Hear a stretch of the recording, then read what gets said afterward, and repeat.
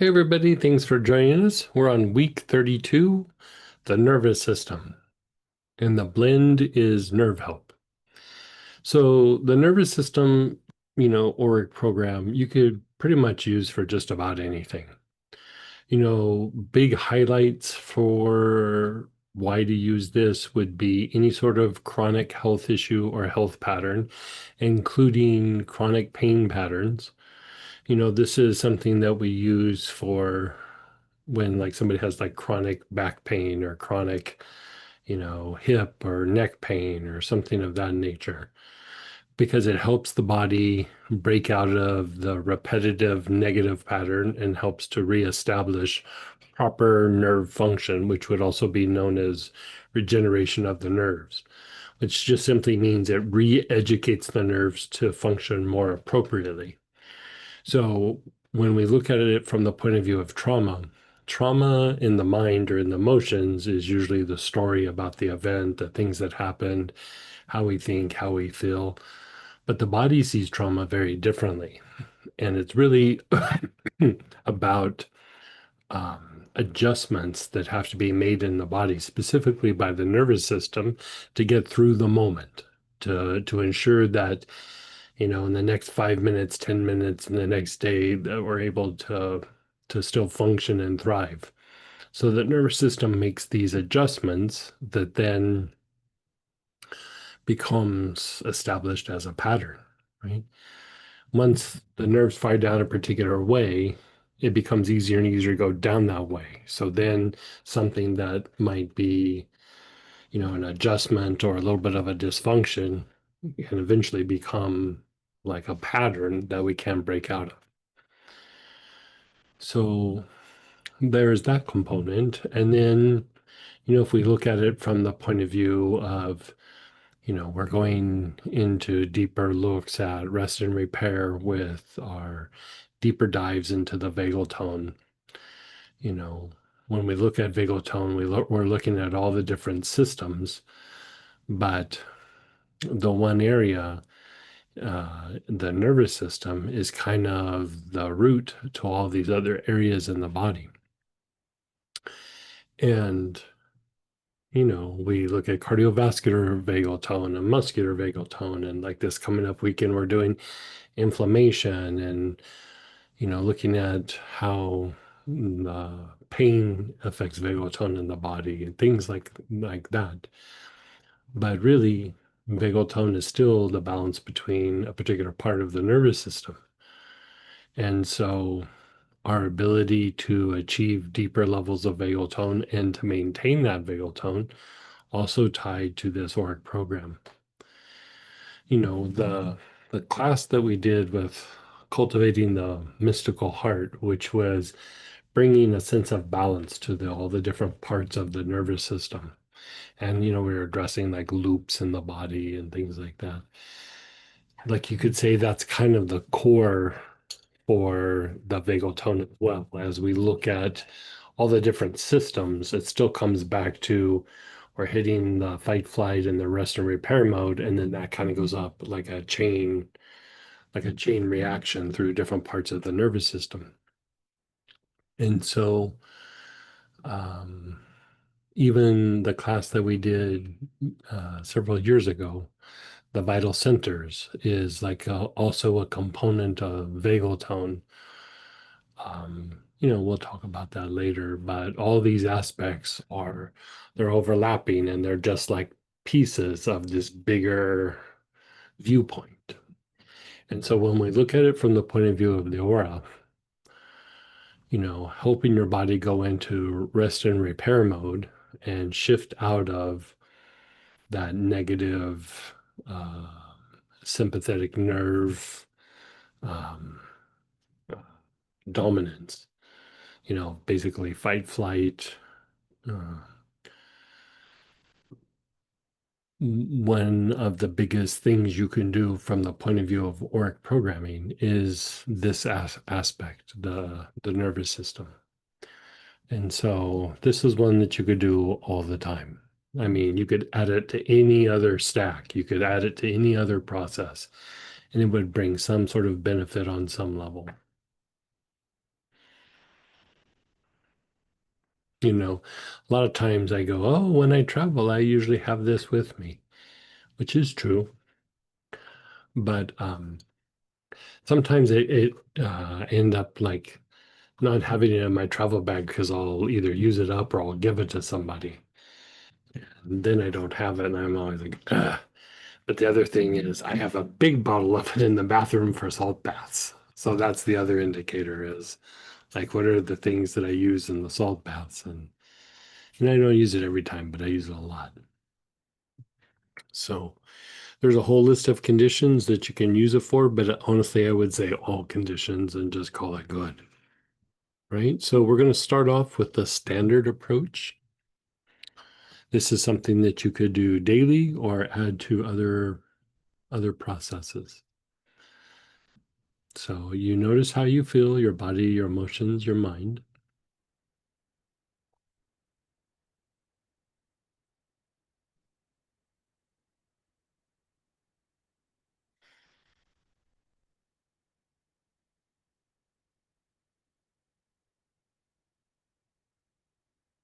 And let's begin inhaling. You're inhaling nerve help. It's on the left side of your body, left side of your face and neck, your left shoulder, ribs, your left hip, all the way down to the left outer ankle.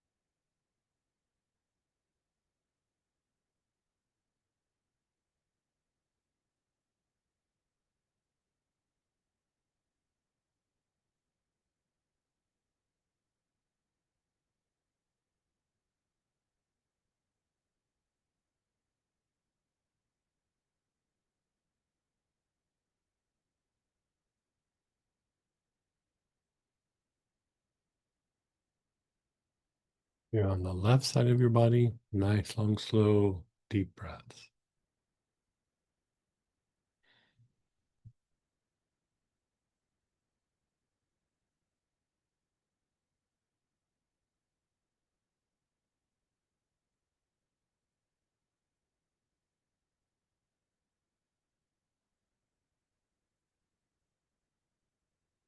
Move your awareness to the front side of the body. Your face, your throat, your chest, your abdomen, front of your pelvis, down the fronts of your legs to the tops of your feet.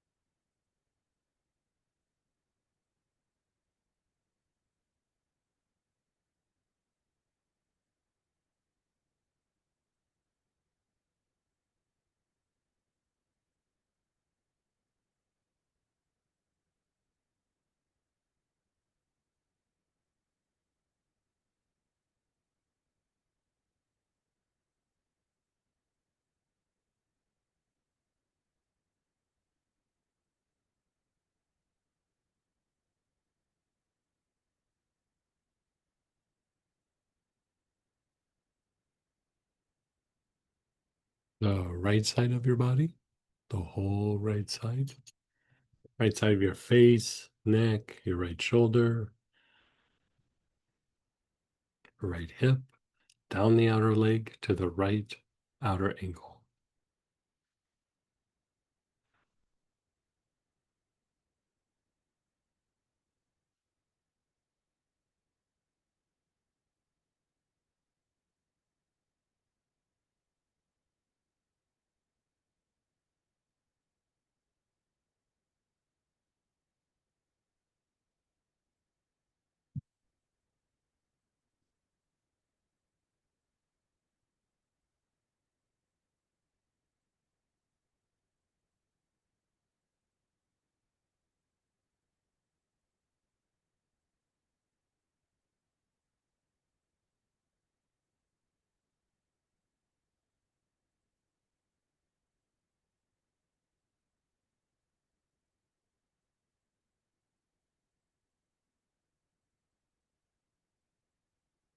And then the back side of the body, your whole backside,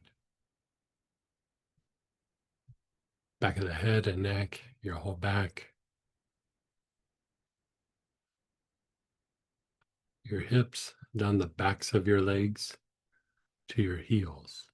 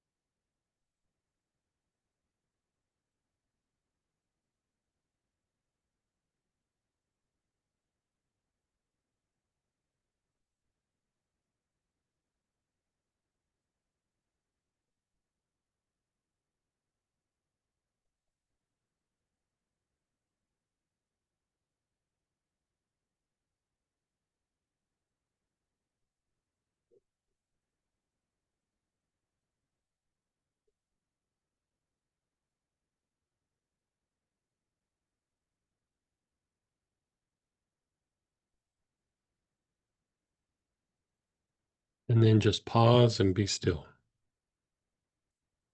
Pause and be still.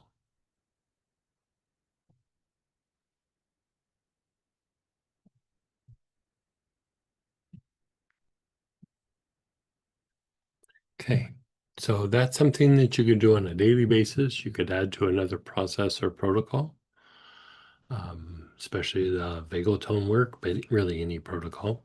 And it's something that you could add to a stack. And I mean, like any stack could benefit from the use of working the nervous system. But now we're going to do the advanced approach, which is something you might only do 1 or 2 times a week. That way, your body and your energy body can have time to adjust and integrate. So, with that, you're again on the left side of the body. You're taking nice, long, slow, deep breaths.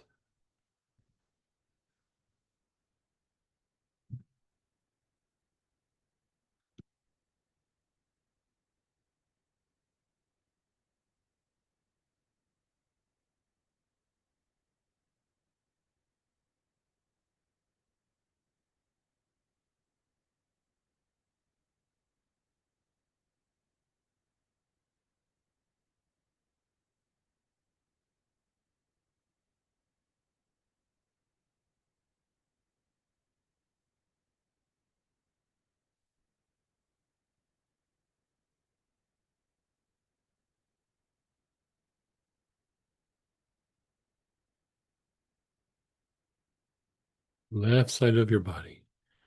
Nice, long, slow, deep breaths.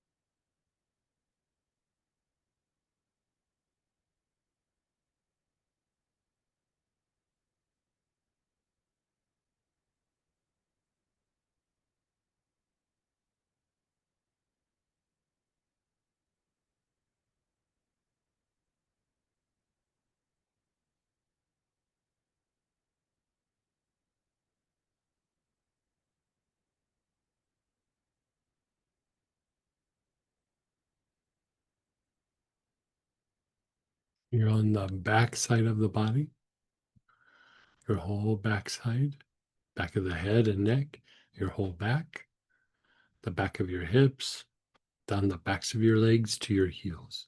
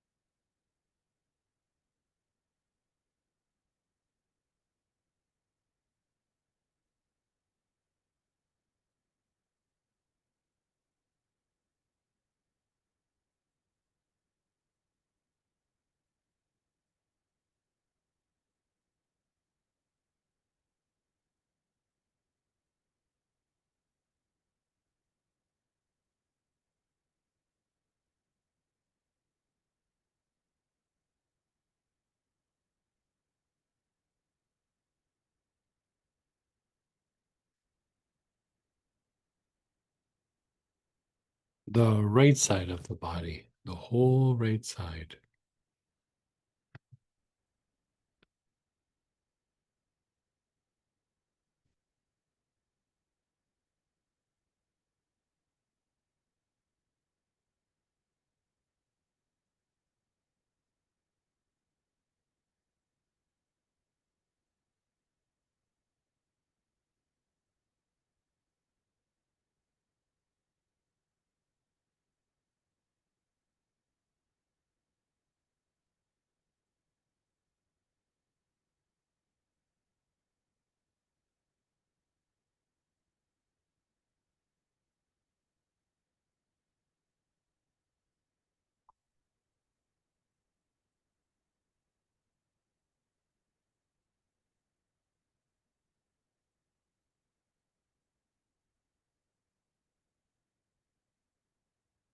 Your awareness is on the right side of your body,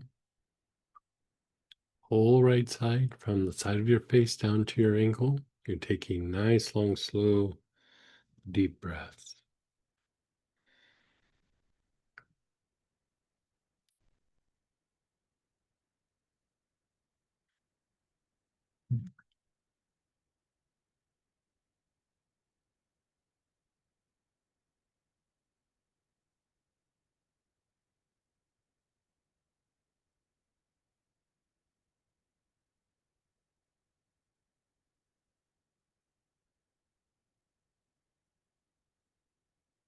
The front side of your body, the whole front side.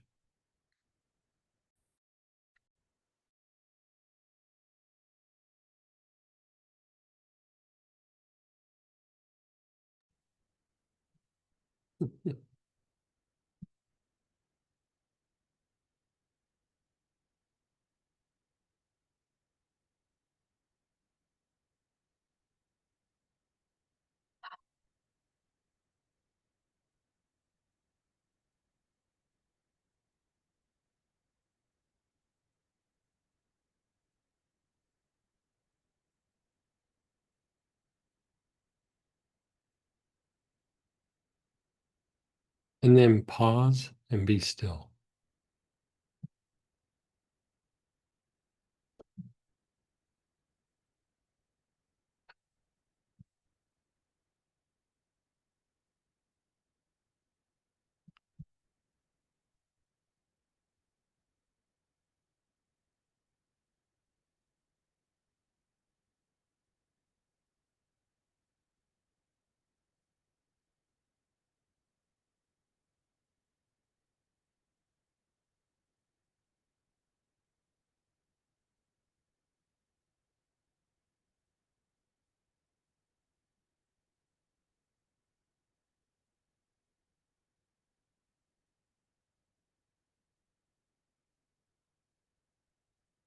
Okay, let's start inhaling again. Your awareness is on your knees. So either your whole knee, the front, the sides, the back, or you can do just the back.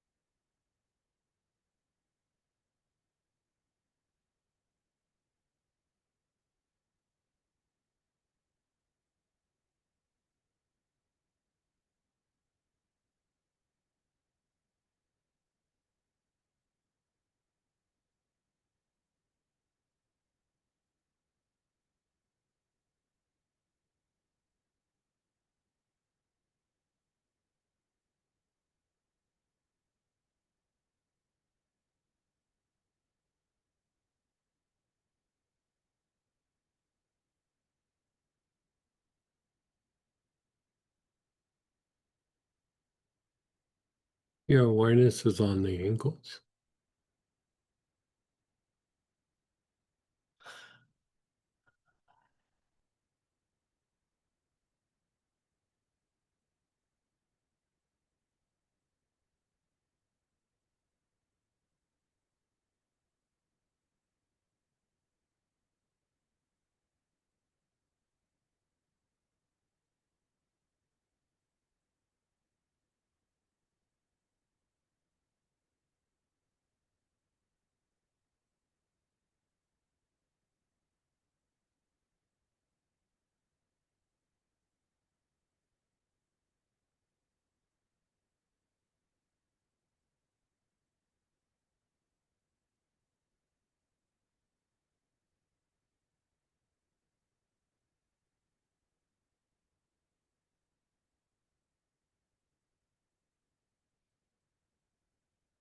And then the soles of your feet.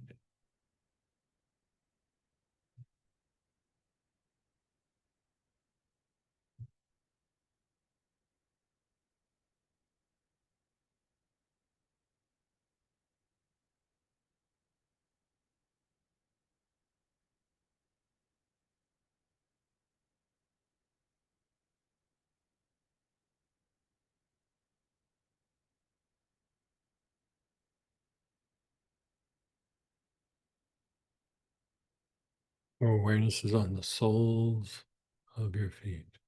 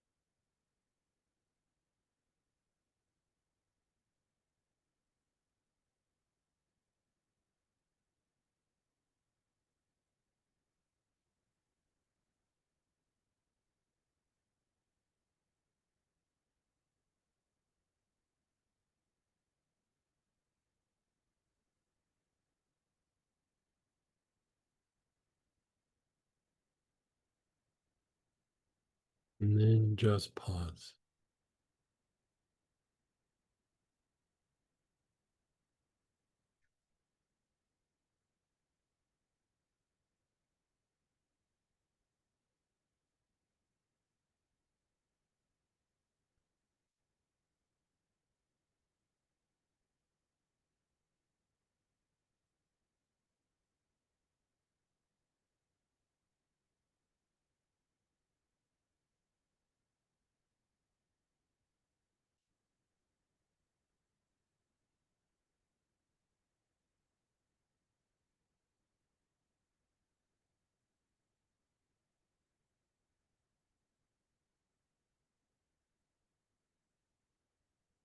Now, we're doing the quadrants again. Your awareness is on the left side of the body. Whole left side of the face, neck, left shoulder, all the way down to the left outer ankle.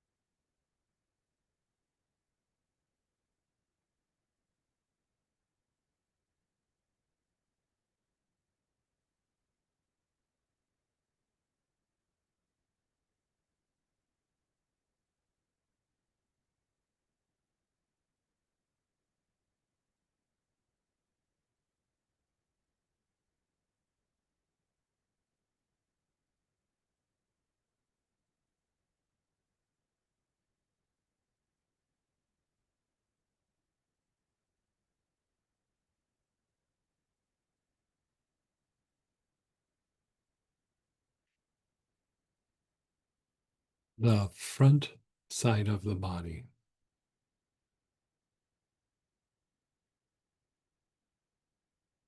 The front side. The face and throat, the chest, the abdomen,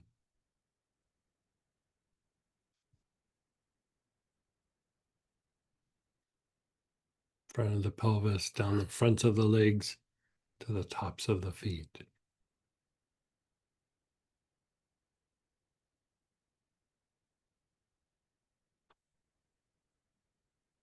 How's this be? Yeah, it's like, how would I not do this every day? Yeah.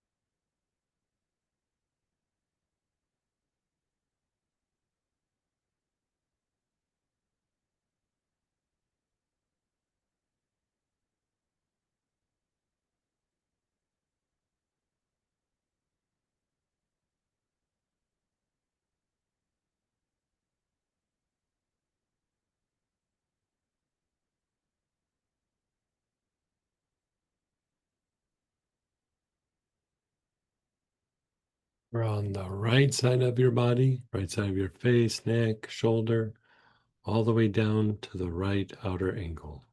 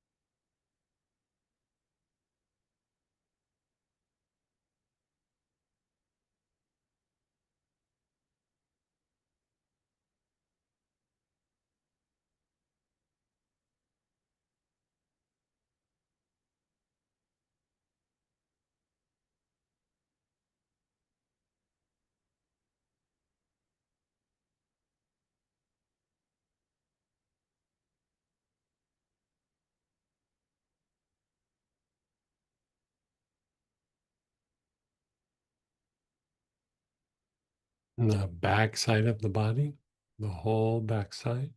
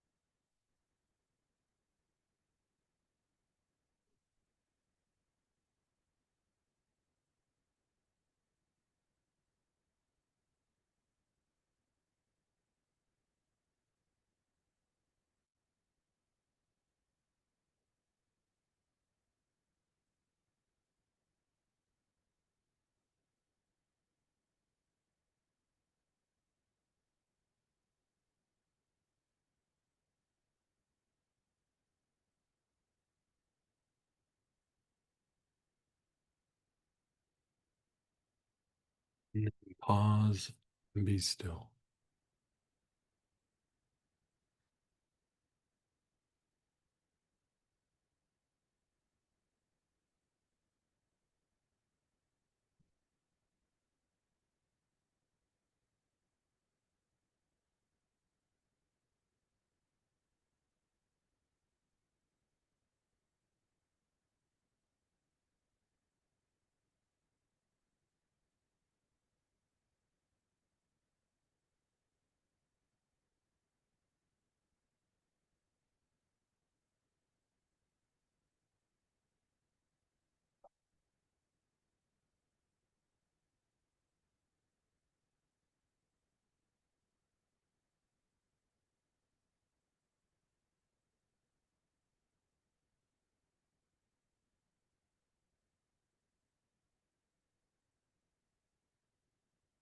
Just be still.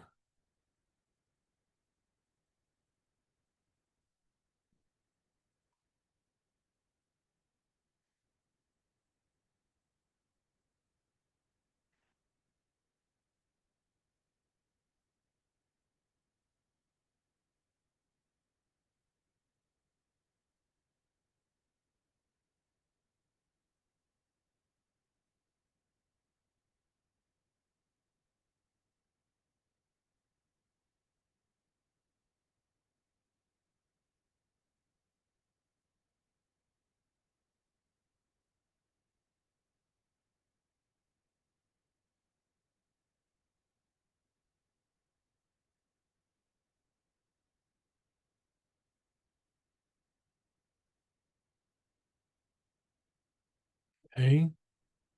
The next part where we're inhaling, our awareness is on the brain.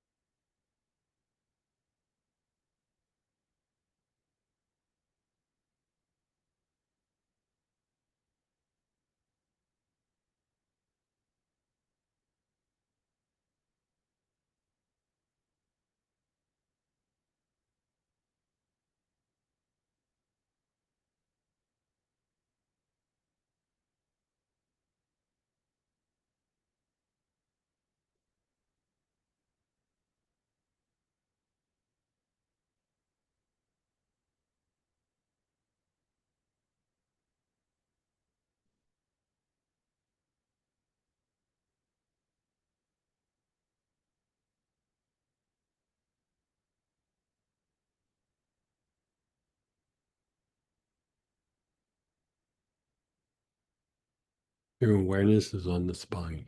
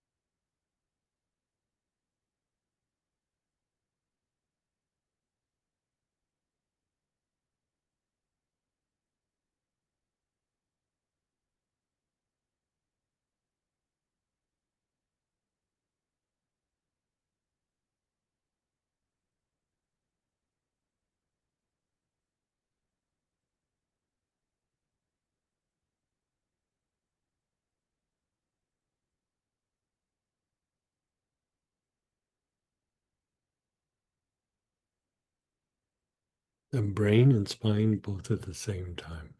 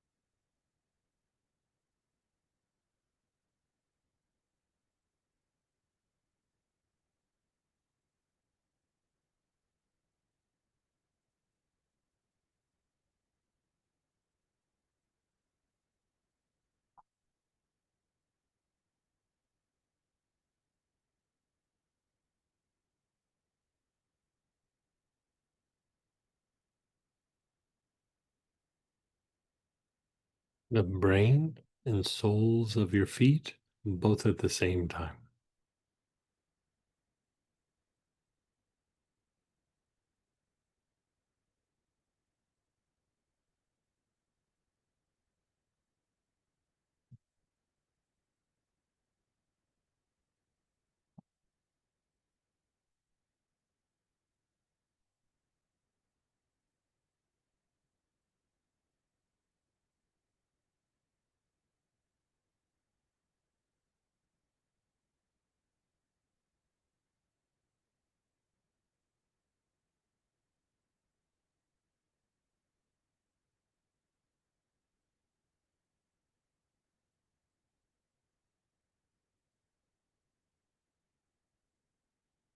And as you inhale, move your awareness up above your ankles.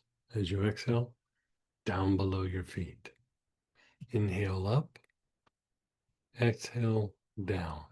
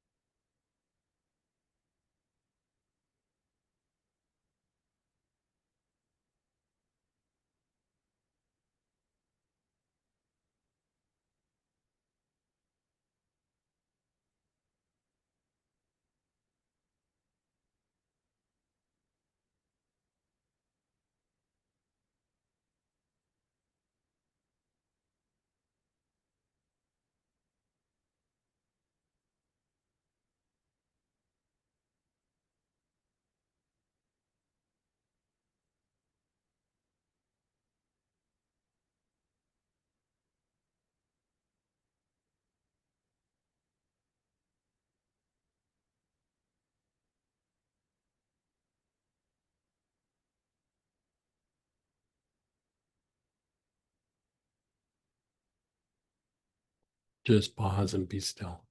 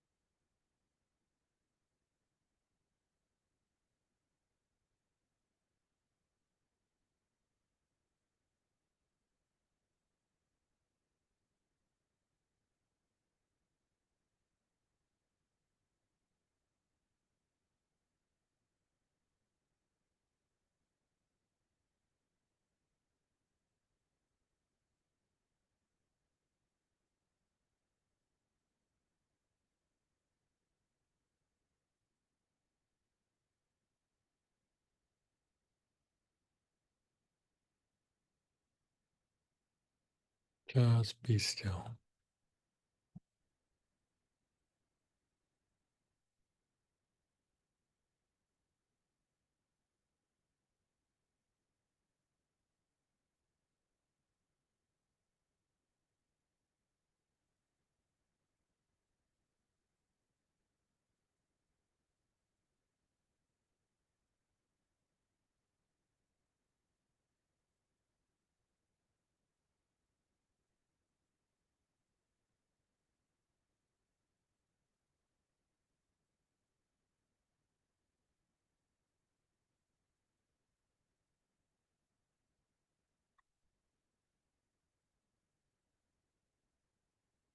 Okay. So, like I said, nervous system impacts everything, including your emotions and your mind. Also impacts spiritual growth, your ability to connect to the soul. It's tied to patterns in our lives, be it physical, emotional, mental, even spiritual, or what you would call karmic. Um, and it's tied very deeply to vagal tone.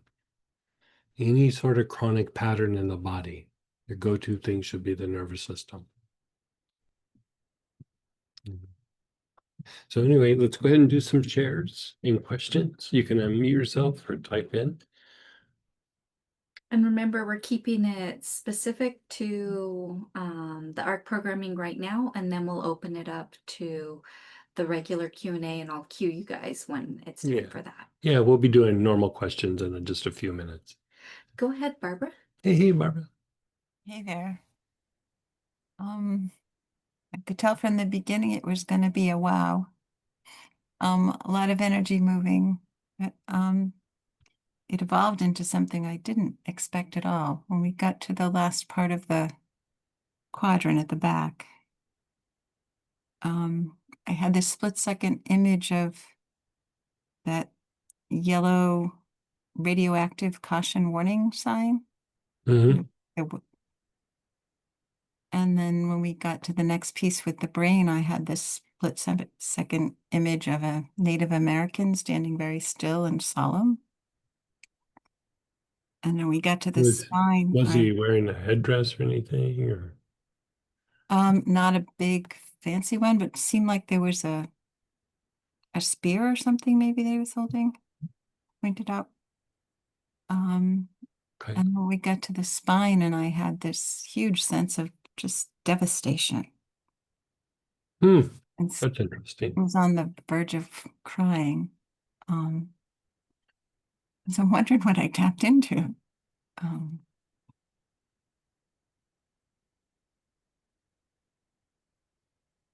I didn't see any imagery all weekend.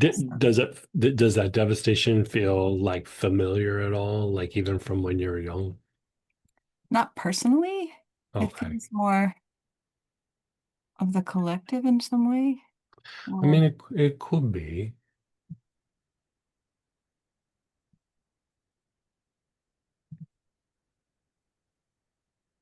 it really doesn't feel personal.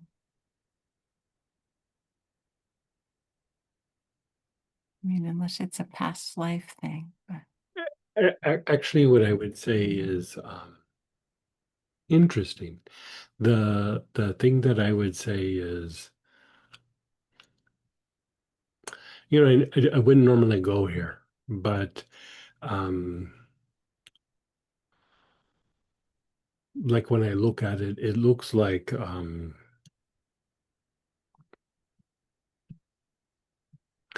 it's not like about you, or like you said, it's not about you, or but it has to do with like some sort of pattern or something within the family.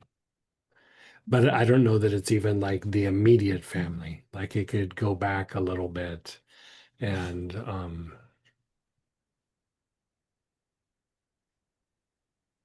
yeah, I'm getting chills as you say that.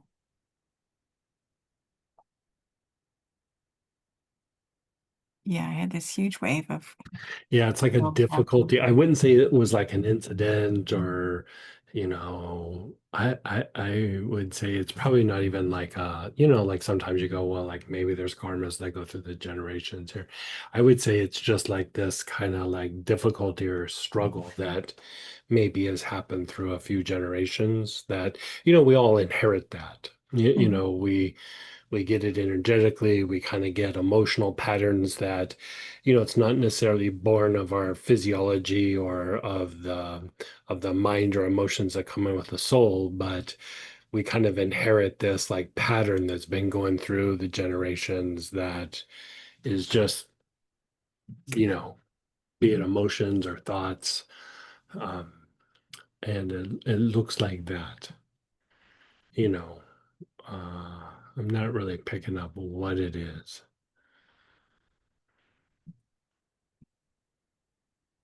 No, there's a pattern of physical abuse. Oh, that's probably what it is. Like it's yeah, that could be it. Because a lot of times things like that isn't just like one person did it. Like a lot of times it like will kind of skip a generation or go through the generations. And bottom line, if you think about it, 150 years ago, life was a lot harder. You know what I mean? And people didn't think about things the way we think about things now. And so, you know, I talk about my Uncle Bob's, you know, I saw that like as a young child, even the few generations back were still alive. And I'm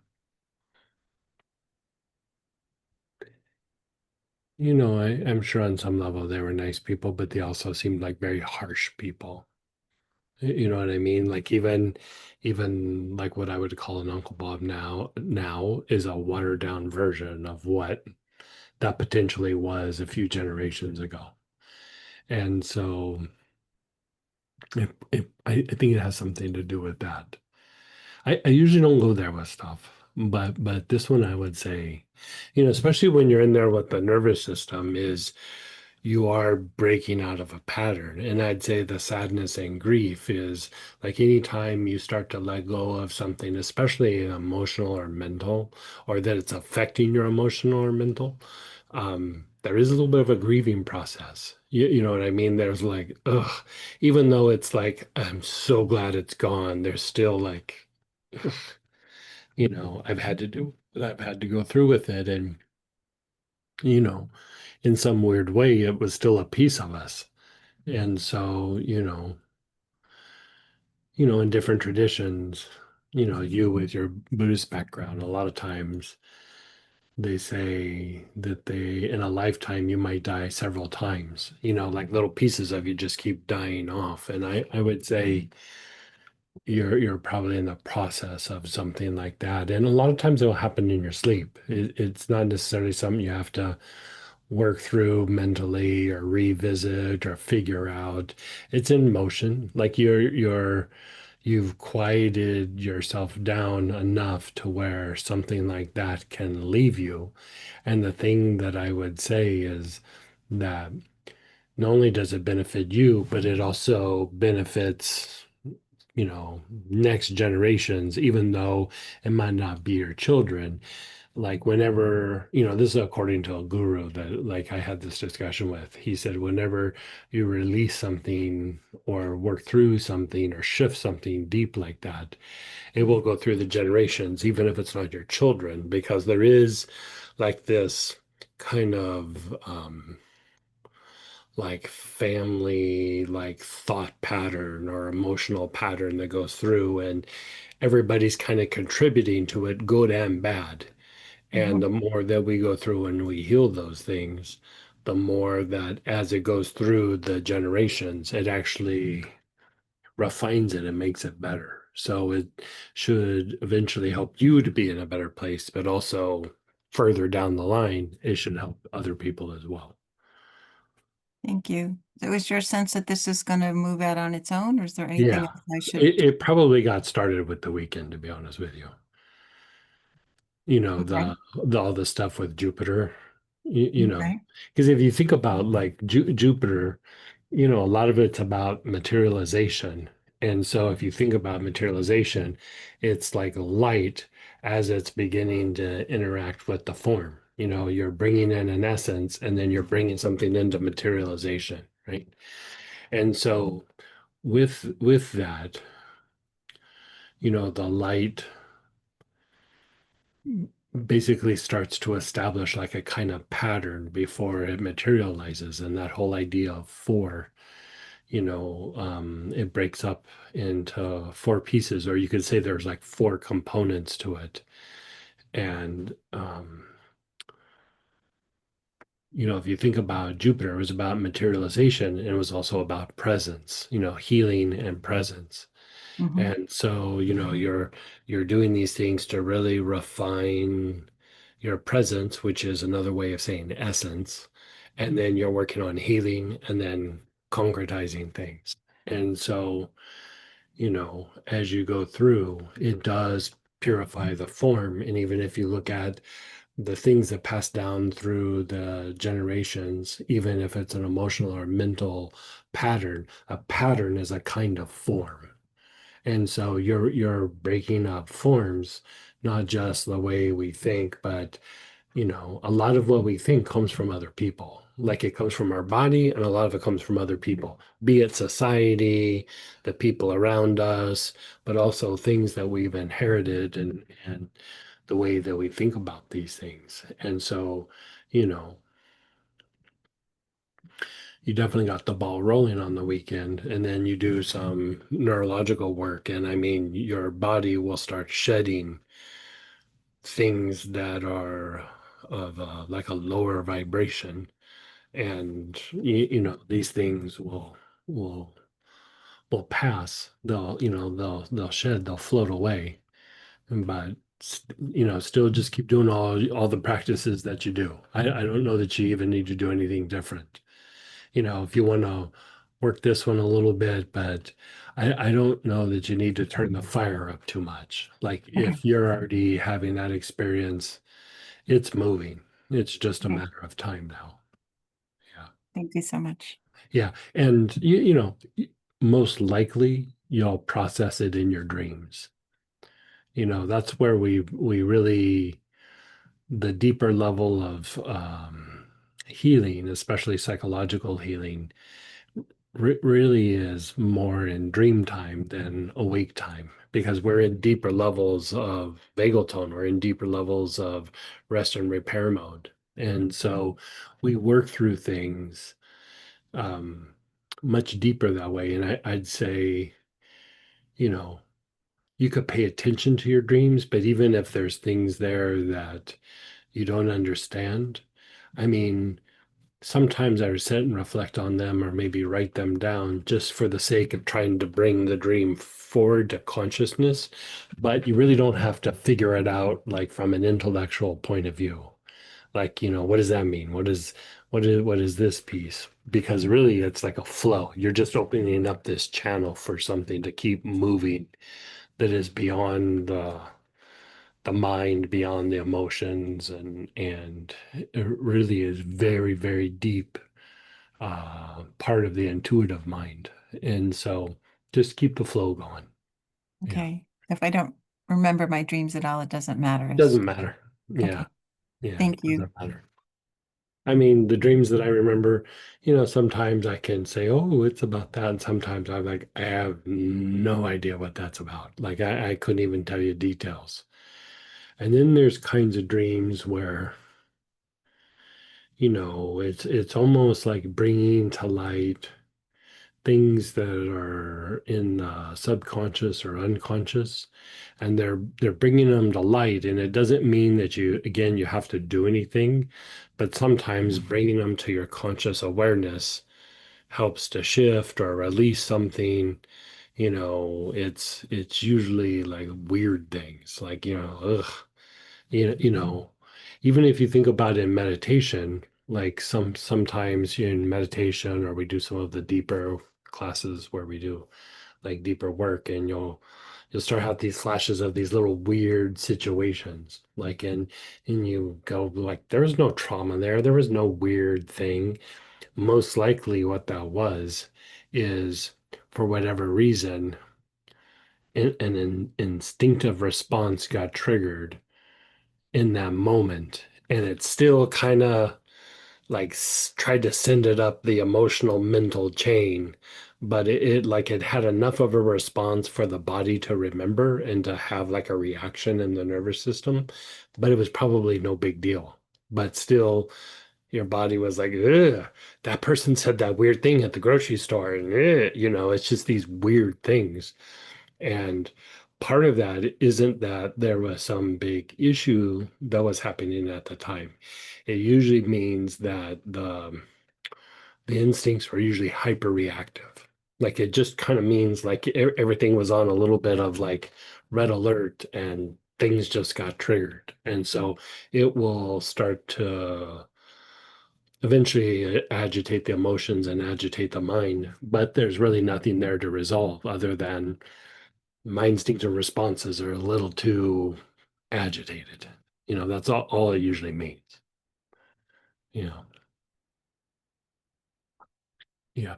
I mean, all the things we're doing, we're addressing all of these things and the practices that we're doing. So I would say just keep doing it, but I would still observe and wait to see if something arises out of that might need to be addressed, but most likely it will pass like clouds.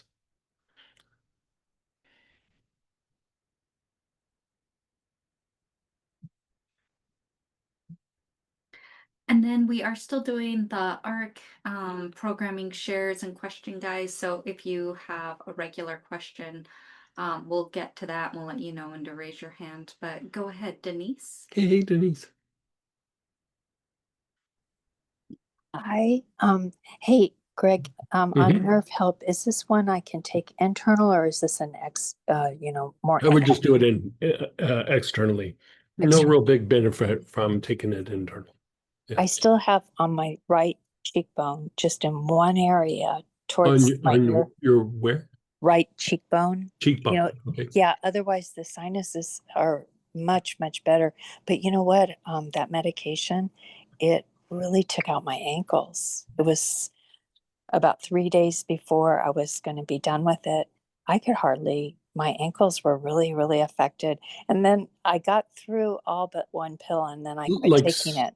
like swelling or like tendonitis? Almost like I thought I'd have to go back to physical therapy to get them straightened out. They were, I want to say, like the nerve pain I was having from my hip all the way down and wrapping around the inside of my foot, which drove me into physical therapy. Right. Um, it was happening in my ankles. And then I looked it up online, the Yeah. amoxicillin augmentin, and they did Right. say Yeah. that it was a side effect, but not as common as like nausea and diarrhea. Right. It's not super common in some antibiotics too. There's like a greater potential for like muscle irritation and like tendonitis and tenosynovitis. And like in athletes, we would always, like when I was doing a lot of work with athletes, um, athletes that did like tennis or, where you start and you stop and everything, whenever they would be on antibiotics, I was like, no training, no doing whatever, because they would have a greater potential for injuring tendons when they were on antibiotics. Oh, Once wow. it passes, it's fine. But like any sort of like explosive movements where, you're kind of, I don't want to say putting strain on the tendons, but like, the tendons are really having to work. Um, there's always a little bit of a greater potential. And so, the average person doesn't usually have to worry about it, but it can cause like things like you're talking about. Yeah. And a little bit of my neck, which my neck's kind of one of my sensitive areas. So should I use Yeah. maybe the nerve help on the ankles and my neck and then on that place on my cheek? Or should I stay with German chamomile? Let me look something up real quick and I'll tell you some things. I just have to go to my notes here. Sure, that's okay.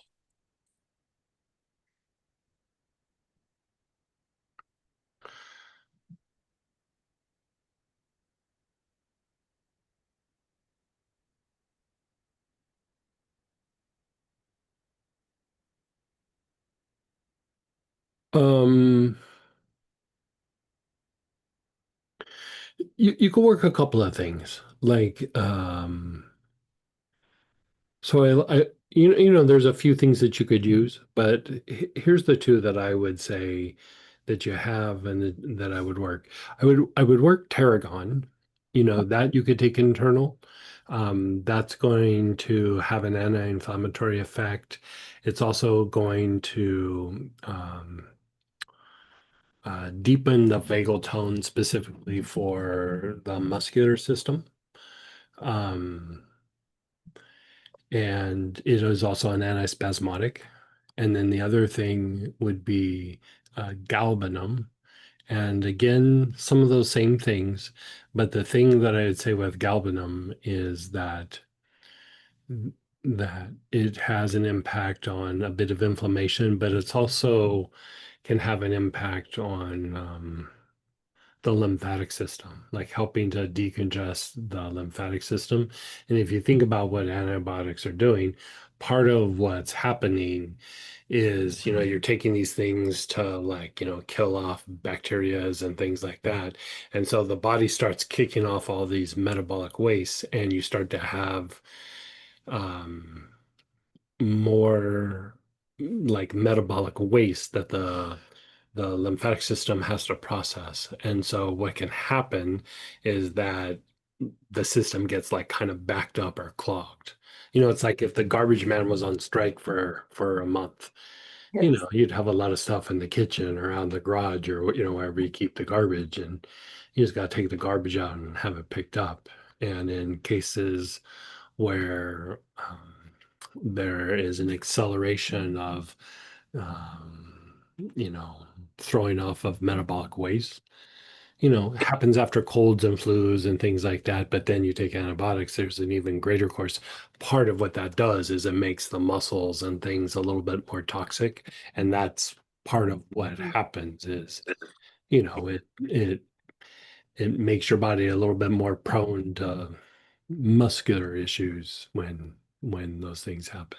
So I would use those two. If you want to throw a little lymphatic blend on, you could do that. But if you want to go internal, tarragon and galbanum. Oh, thank you. This is wonderful. Thank you Mhm. so much. I know that'll clear things up. Yeah. A lot of times with stuff where it's, based on inflammation, or the German chamomile will help clean up the metabolic waste. So, I mean, that's always good. But, there's something about the galbanum that really, when there's like ache or pain or injury, it really helps to decongest the lymphatic system to such a degree where you almost start feeling immediate relief. Like within a couple hours, not just like, oh, I feel better. Like you can literally watch like swelling starting to go down, things like that. Yeah. Thanks. Thank you. I can tell it's gonna make the huge difference. I can Yeah, I just think by those you two will be talking. helpful. Add that, and I think you're good. Yeah. Oh, excellent. Thank you Yeah. again, You're so Greg. welcome. And then I think that'll complete the art programming parts. If you still have some art programming shares or questions, please feel free to still raise your hand, type into the chat. Next week, we are going to do week 33, neurotransmitters. So that should be pretty great. And your oil is threshold. So have that ready and handy. All right, and go ahead, Danelle. Hey, Danelle. Hey Greg, so I did the Divine Calm class this weekend 2.0 with the brain fog and fatigue one. Oh, nice. Mhm. Yeah, and I guess I had a question. So I I had COVID a couple weeks ago, took Paxlovid, and then after I tested negative after a week, like 2 days, we went on a trip to San Diego. And when I came home last week, I was exhausted. And I think I hit every one of those symptoms, not dystonia, but the one before it that starts with A. Oh, asthenia. Yeah. Yeah. Yeah. Yeah, because you were listing those off, and I was like, oh, it sounds exactly like me. And so I've been doing the protocol for the Divine Calm class every day. I would Uh-huh. say so, probably for about 4 days, and I do feel quite a bit better. Still having a little bit of lightheadedness though, and some tiredness, but some of the other symptoms have gone away. So you are having a little bit of lightheadedness. Yeah, and still pretty tired, and I have to have coffee to wake up in the mornings. Yeah. Okay, let me look here. I could just continue, I Yeah, don't, let's look real quick. okay. Did you have a good trip? I did, but I think Good. I kind of overdid it. We did a lot of Yeah. stuff. Yeah.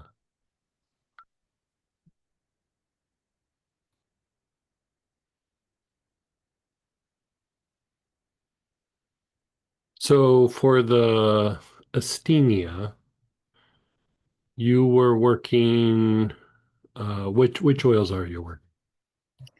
Um, for which, just any of the protocols Well, or? yeah, like when you said the asthenia kind of sounds like you. What oils? Oh, the steamia part. Yes. Yeah. I've done sage and rosemary. Okay. I think those are the main two, and I think is lemongrass on there? I think I did that Yeah. one too. Yeah. Okay. Um,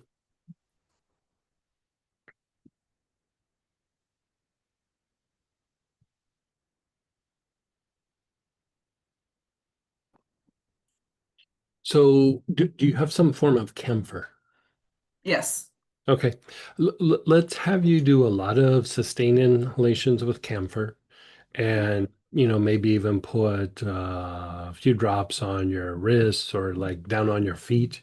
Remember how we did in that one class where, we were putting it on the feet and rubbing it on the bottom of the feet.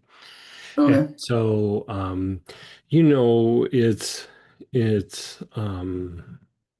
all of those things like the asthenia, the dystonia, all of those things kind of overlap. They're like just kind of continuations of something.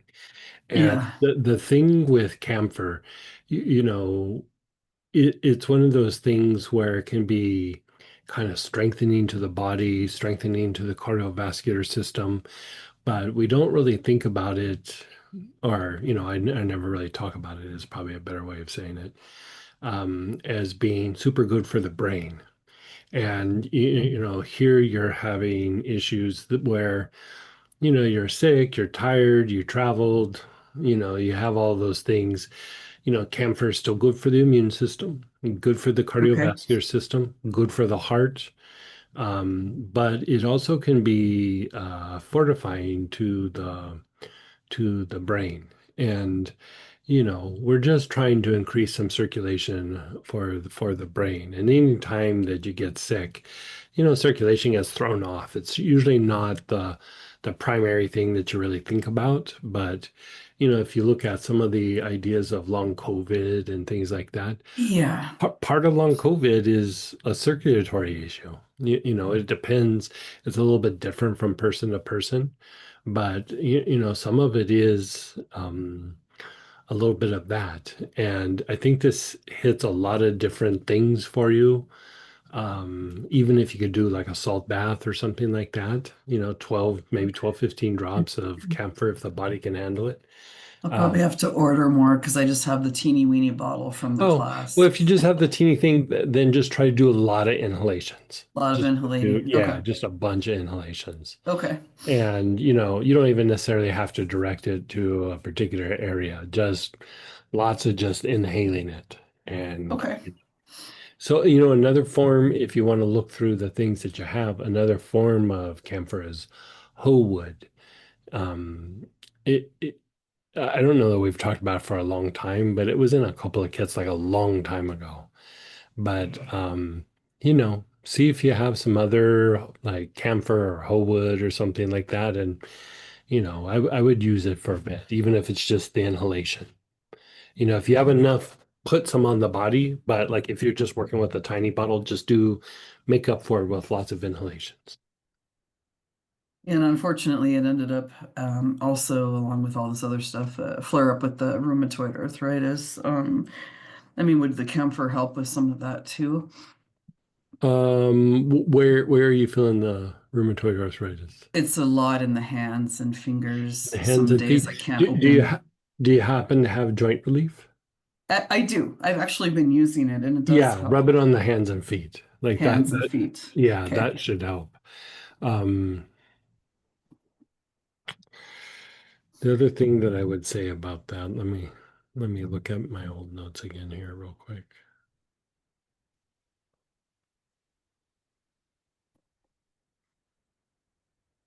Are you doing the class on the weekend, by the way? The Vageltone 3 or tuning in? Yes. Okay.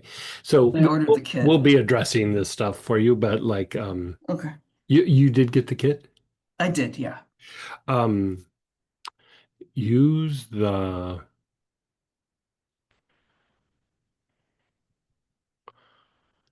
use the inflammatory vagal tone and then the immune vagal tone. Like just inhale them. You don't even have to follow a pattern at this point.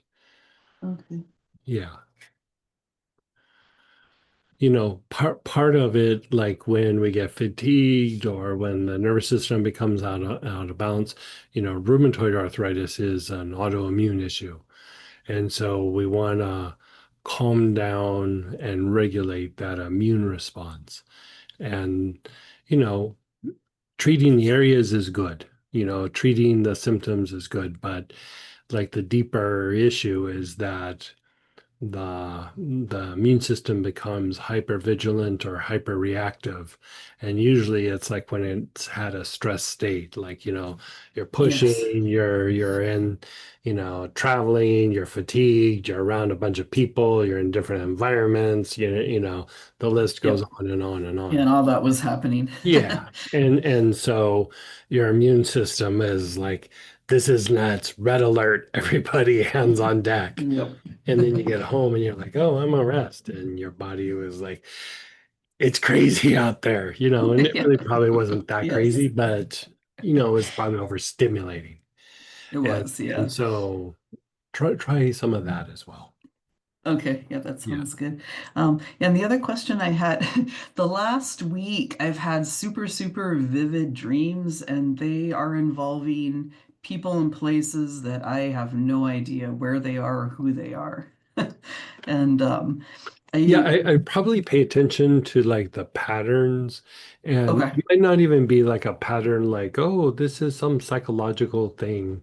yeah, Could sometimes some of these dreams are things that you're realizing about the outside world as well. And so, that how we makes do that sense. practice of like you look at it like you're looking at an external situation and then you come back and feel it in the body. Yep. Part of what you're doing there is you're shifting out of the intellect and you're shifting more into the intuitive mind. And just by looking at that, your intuitive mind will start processing what that is. And, either helps you in the external world or it helps you to kind of move through something internally. You really don't have to kind of figure it out too much. But I would Oh, use okay. it like looking at a picture or looking at a past event or an old memory. Even though it's a dream, it's still kind of a memory, you know, Yeah. and it will help you to work through whatever that is.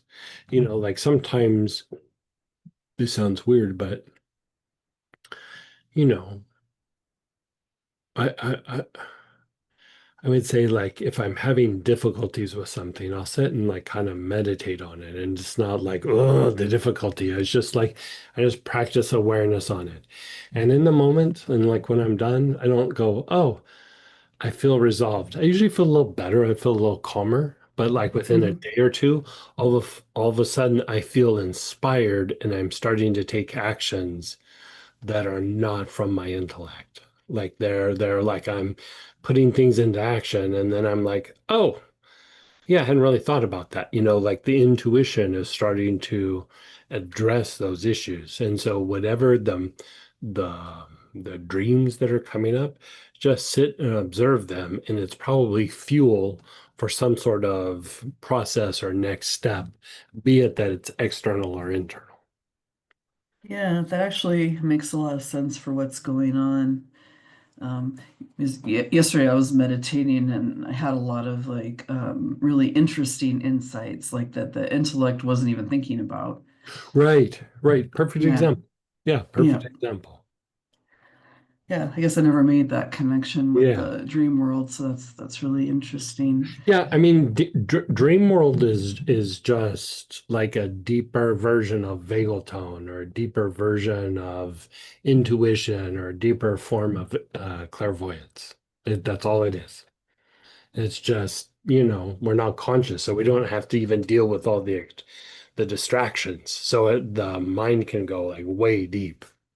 Yeah, yeah. That's really cool. And do the dreams kind of change, like, the more like along with spiritual practice and things like that? Oh yeah. They Yeah. can be deepened. You can like what starts to happen with like dreaming and dream processing is you can actually start to like access certain things where you're like, I'm gonna dream on this problem. I'm gonna dream Mhm. on this situation. And it's more than like, oh, I'm gonna form my intention. You kind of start putting these practices in place and even like how we're doing the classes where we did the deeper aspects of the moon and the deeper aspects of Mercury and the deeper aspects of Jupiter. And, you know, part of what that does is it's opening up ways that the intuitive mind processes things. And in that, you're able to access things that you wouldn't normally, even from normal points of intuition. Because intuition is like learning, healing, Yeah. problem solving, it's all these like aspects. And when you want to kind of really target and go after something, you kind of do work while you're awake, but then you go to sleep and you know the mind does what the mind does. And so if you look at and we all know about Edgar Casey, and he'd go to sleep and wake Yeah. up with the answers.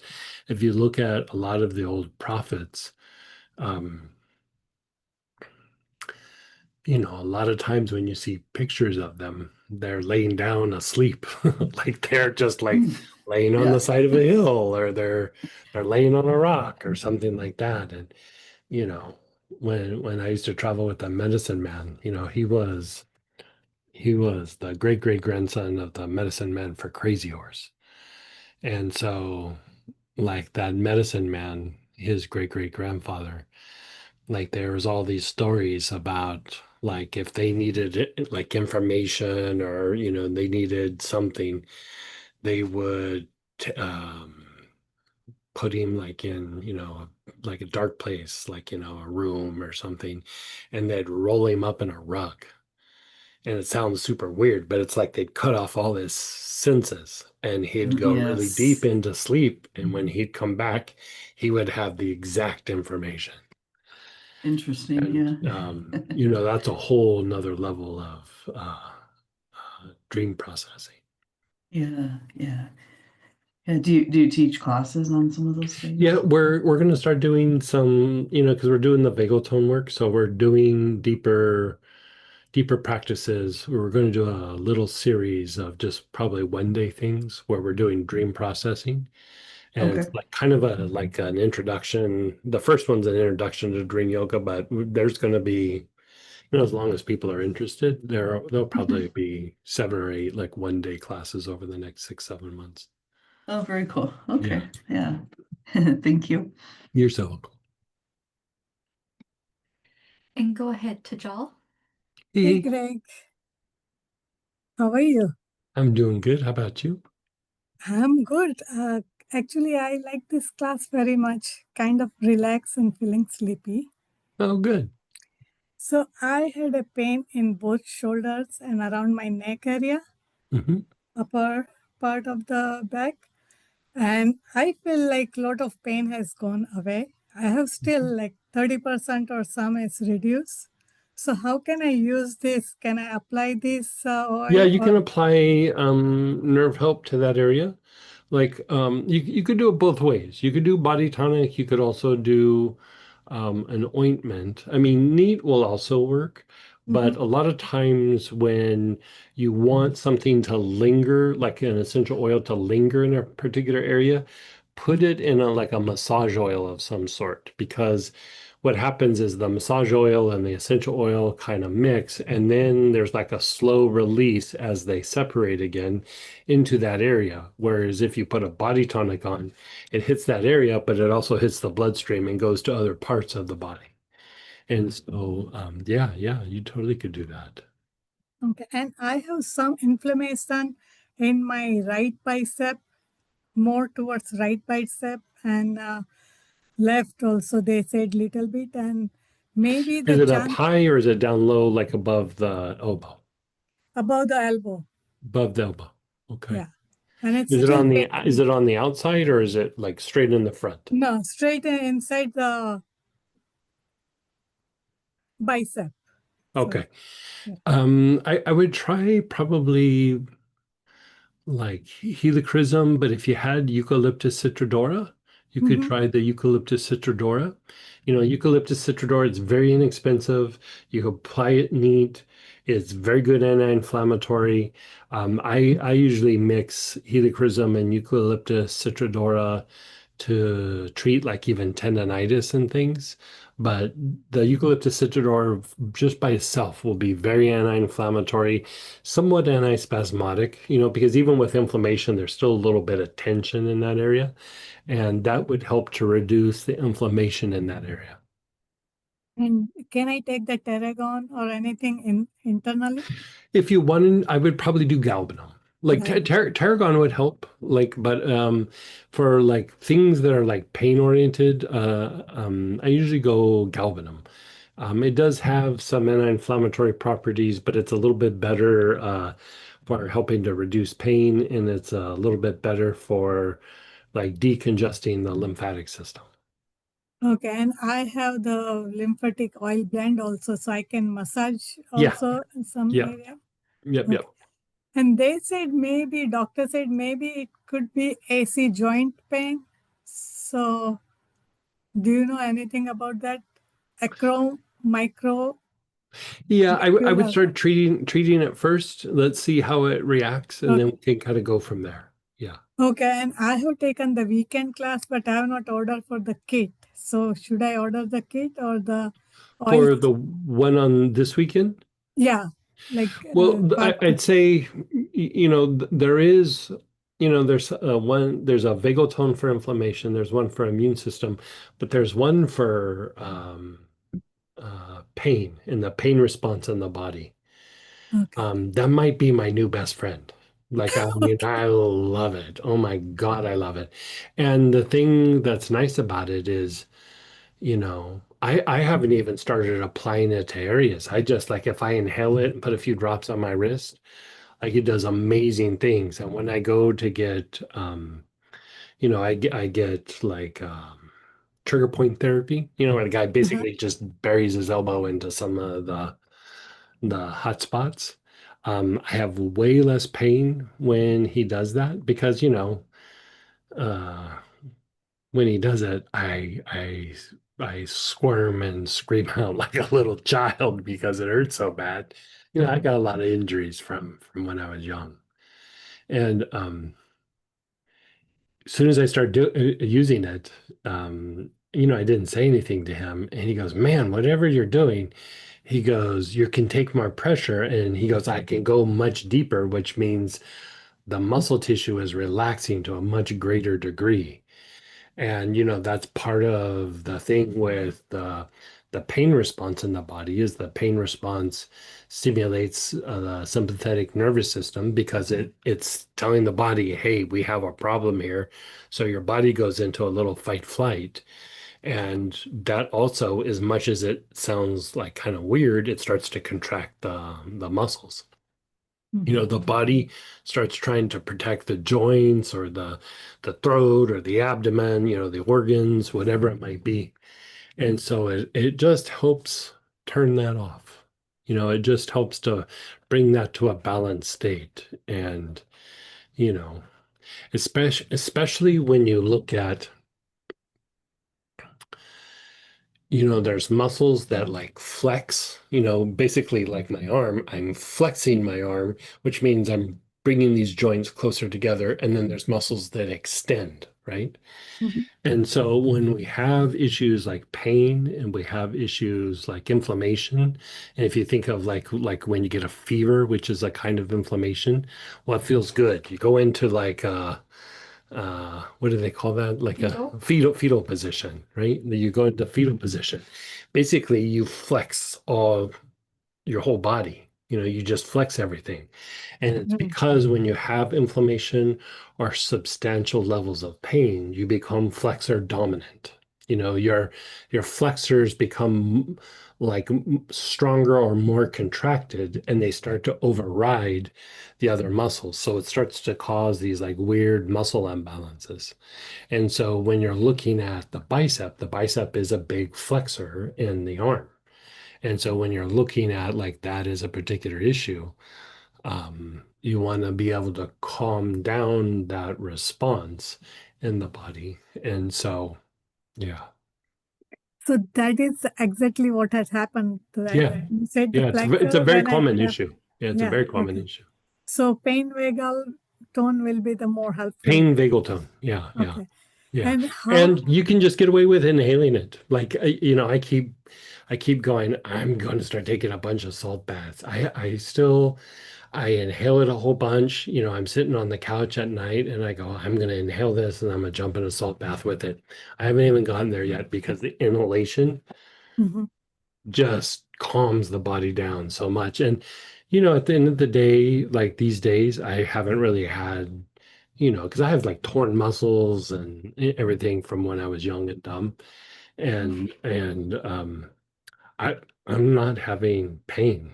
And, you know, before, like as soon as I would start getting tired, like, you know, things start hurting and aching. And even now, I find that I'm moving better, and when I get tired, I feel tired, but I don't feel the achiness that would start settling in.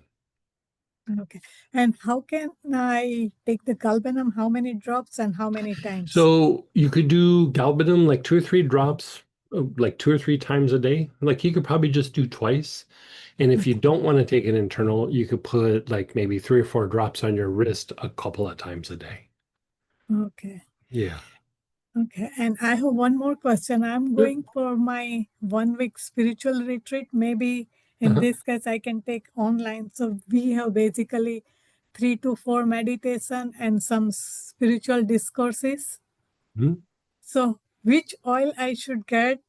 I should use for the deeper experience. Like I have so many oils and Yeah, I would use something like you know, like aloes or tuberose or lotus, ginger lily, you know, even sages, you know, the especially the blue mountain sage, uh, osmanthus, narcissus, you know, spikenard yeah, spikenard would work, sure.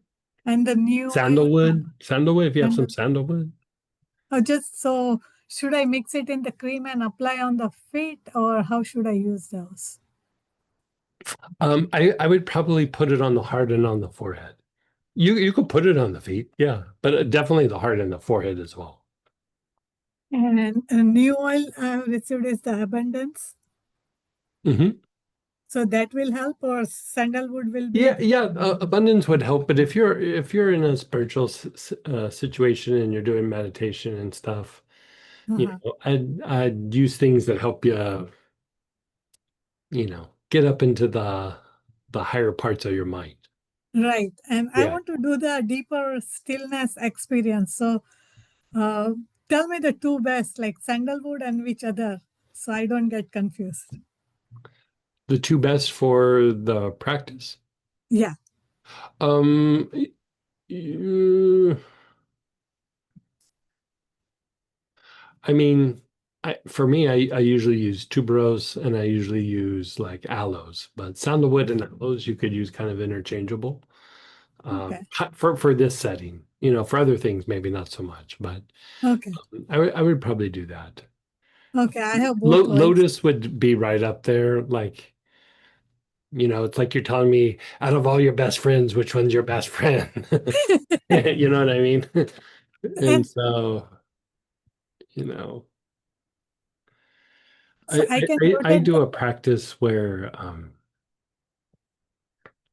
I go back and forth with Narcissus and Osmanthus, and it's a kind of purification that you direct to different parts of your body. You start with the solar plexus, but it might not be the best setting there. Like maybe after the fact, you could do something like that, but you know, it's not necessary. It's just a way to take things a little bit deeper. okay. And I can rotate like one meditation, use allows second meditation, either Yeah, sure. lotus or okay. Yeah, yeah. Okay. And after this, my 1 week retreat, do I need to do anything to do anything like stabilize that energy or do I would take some salt baths afterwards and probably work with spikenard afterwards just to help reset the body. after 8 days, right? Because Mhm. I have the salt scrub like healthy rays and violet aura. Uh-huh. So I can do that Yeah, alternate yeah, while yeah. in the retreat. Yeah, sure. Oh, okay, perfect. Yeah, yeah. Thank you, guys. Have a good time. Yeah, thanks. And I will see you in this weekend. And if I Okay. order today, Kit, do I get before Saturday, like by Friday? Yeah. As long We as should they're be, before yeah, Wednesday. yeah, we should be able to do it. Yeah. Okay, I'll do that today. Thank Okay. you so You're much. so God welcome. bless you. And then go ahead, Robert. Hey, Robert. Hey, Greg. I have one of my clients on the call, Elizabeth, and she wants to ask you some questions. Hey, Elizabeth. Hi, Greg. Thank you for having me. I have Hashimoto's. It's been managed for 20 years. It's been a Okay. non-event until this last year, and I had a serious car accident, and I Uh, broke my neck, and then I was treated for long COVID. So it seems to be flared up. A lot of neurological stuff, restless leg, so restless. so when you say you broke your neck, like the body of the vertebrae or the transverse or spinous processes, what got broken? I had a hangman's fracture. It was a break Okay. through the vertebra and through the pedicles. Okay. Okay. Um, so that restlessness, anxiety, and just this revving feeling um, has been the symptoms of the flare-up. How long ago did this happen? Almost exactly a year ago was the accident. Okay. And the anxiety started immediately afterwards and got a little worse, or it just kind of stayed the same? No, the anxiety's been building over the Yeah. last couple Okay. months. Yeah. So, And how much pain are you in? um, well, I have a pain in my right ankle. It's from the accident. It's from my body readjusting to everything and having to wear a brace for 3 months. So the only pain I really have is in the right ankle. That And is it sharp pain or dull, achy pain? Like what kind of pain is it? it's kind of nervy, and Okay. So like a sharp pain. yeah, and it travels. Yeah, yeah. Okay. And how's your sleep? Broken, Broken not deep. sleep. Yeah. And how's your breathing? Do you feel like you breathe kind of short, rapid breathing, or are you able to take long, slow, deep breaths? I think probably short and rapid. Yeah. I mean, that goes with the kind of stuff that you got going on, the pain and the injury. So, so your concern is the Hashimoto's or just the overall? I think the overall Yeah, yeah, just getting readjusted after this. right. Yeah. So, basically, like a lot of times after an injury or an accident like this, or sharp pain, or excessive amounts of inflammation, your body naturally goes into like a red alert mode. It's not fight flight how like when you see something scary or feel something scary, but it's like your body is struggling with something, and basically an injury happened and you did have something scary happen. You had an accident and you broke your neck and all those things. And so there's like a series of things that happen, or like a cascading effect that happens after something like that happens. And you have all the signs, like the poor sleep and the anxiety, and you're still dealing with pain. And so as weird as it sounds, like if we just look at the thyroid and the Hashimoto's for a second, you know and I'm sure Robert's taking notes for this. So we'll also cut this out, like this little excerpt, and give you the video. So don't feel the need to write things down unless you want to. But um, Um, so right off the bat, I'd say, with the Hashimoto's, the use of like clove oil, you'd have to take it internal, just like maybe a couple of drops twice a day, like in water. It will have a very strong balancing effect on the thyroid, especially when there is, an autoimmune component. But, there's different reasons and there's different causes of what can accelerate the autoimmune response. And here we're talking about Hashimoto. And, you know, we don't really think of like the muscular system as contributing to something like thyroid function or an autoimmune issue. But if you think about, we're trying to shoot for deeper vagal tone, and vagal tone is your body's ability to rest and repair. And it is what balances out fight flight. And so when we have an injury here, these two parts of the nervous system kind of do like a push and pull. And so what happens a lot of times with these injuries is we lose vagal tone. And so your nervous system doesn't have the ability to push and pull. It's just always got its foot on the gas pedal of fight flight, and you really can't get out of it because you don't have the vagal tone to pull yourself out of that. And it's just something that happens to the body. So things that can make that worse are like, for one, the pain response, and so there's ways of calming down the vagal tone aspects specific to um, the pain and the injury, and that you're not having as much pain in the neck and everything is good. It sounds like you probably have it in the ankle, and my guess is it's probably maybe even radiating down the leg and showing itself in the ankle. But I would even say there might be a leg issue, even a hip and low back component. Even if there's not, we can just say it's the ankle, but there's still a pain issue there. I would also do something where, because if you think of what vagal tone is, it's it's the opposite of stress, but in your body. So basically, like, you have an injury. Another way of saying that is that area of your body got super stressed out because of an injury. Your ankle is super stressed out because it has pain. Even when the body has misalignments, like where a hip's elevated or a shoulder is elevated, you could say whatever you want about it, but part of what's happening is that your body has a kind of stress response or stress because of these misalignments. And so if enough of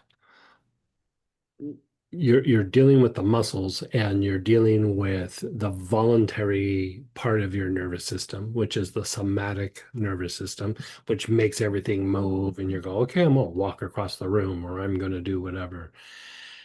Part of what happens is that the the fight, flight, and the rest and repair will kind of work its way up and start impacting the somatic part of the nerves. It's like it's this chain reaction, right? And so we don't really think about like how the muscular system can contribute to immunity and your immune response, and even the nervous system and aspects like this. And so I would say improving vagal tone and the pain response, improving vagal tone for the muscular system. And then with the injury, with pain, with all the things that we're talking about, part of what happens with the pain response, the inflammatory response, the trauma response from the accident itself is that your bronchioles go into a constricted mode. And so, part of what's happening there is then that keeps making your breath more shallow, more rapid, which is exaggerating all these problems. And as much as you try to take a deep breath, your body's not really able to do that. And if you're breathing shallow and rapid, it increases the tension in the diaphragm, and it increases anytime there's increased tension in the diaphragm, you're automatically increasing the tension in your spinal muscles. Like basically there's more pressure on the spinal nerves, and it's as much as you try to relax and everything, your body just will not cooperate. And so I would say there's a few markers that I would say I don't want to overwhelm you with things to address, but if I was to go at like trying to nail like just an overall thing to address is I'd use clove to try to balance out the thyroid. Um, there's things that we can do for the pain response, the vagal tone for the pain. There is a blend for that, but if we were shooting for um, uh, like a single oil, probably your best bet would be like Mandarin Petitgrain, but I don't know. I kind of feel like the pain vagal tone would be a good shot for you. And then I don't think we have this on the site, but I can make it for you, or you can just use one of the single oils that Robert probably already has on hand. And it's basically vagal tone for the muscular system. So we're trying to increase the rate of repair in the muscular system. And I think that will also contribute to better immune function and better thyroid function. As weird as that sounds, like Orthodox medicine wouldn't put those two things together, although thyroid issues a lot of times are reflected in body tension and like cramping, and they can still contribute to muscular issues. And so there's that blend, but one of the ones that you could use for that, Robert, is tarragon. She can inhale it, put it in an ointment, put it on topically, or she can take a few drops internally. Um, so I would say those three things. I mean, of course, I'd want to address the ankle and potentially the leg to reduce pain. Probably like the pain soothe would be a thing to do, Robert. But like I'd probably treat the whole leg and maybe even the hip.